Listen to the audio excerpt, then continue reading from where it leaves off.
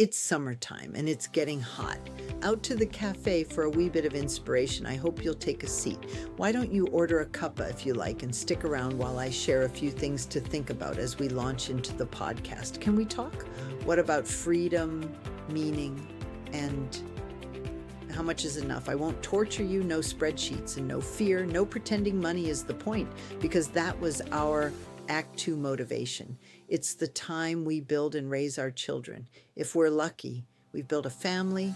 We all need finances to get by, especially at this time in our lives. In your third act, you may even choose to pursue a path that monetizes, which can be a small comfort as costs rise and generate a wee income to carry on. It's all good. Act 3 is more subtle and more meaningful because it's enough.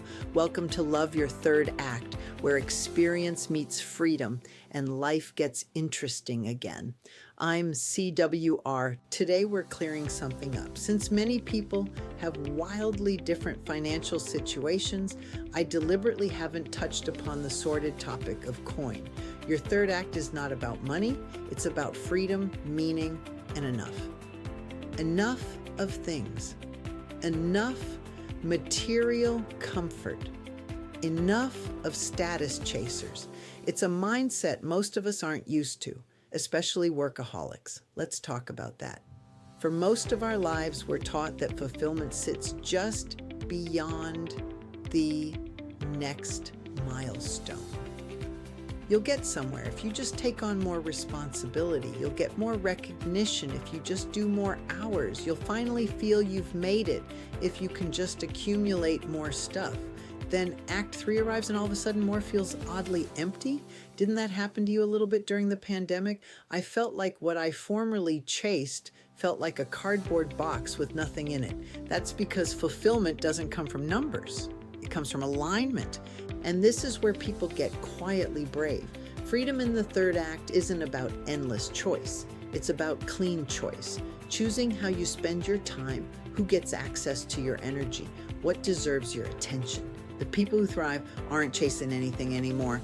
They're selecting, and that's a very different posture, meaning doesn't arrive in a dramatic epiphany. It shows up in small, honest ways, being useful, being present, being needed without being consumed. The third act is when contribution becomes joyful instead of transactional.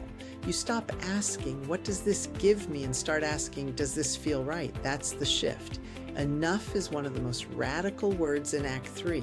Enough stimulation, enough obligation, enough noise.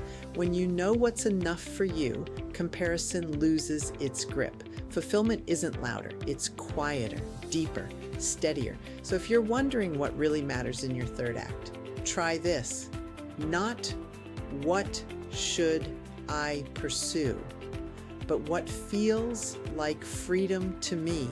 That answer will never come from a balance sheet. It comes from paying attention and being present in the now. I'd love it if you'd like and subscribe to support the channel and my quest for a purposeful third act. I'm CWR, and this is Love Your Third Act. See you next time.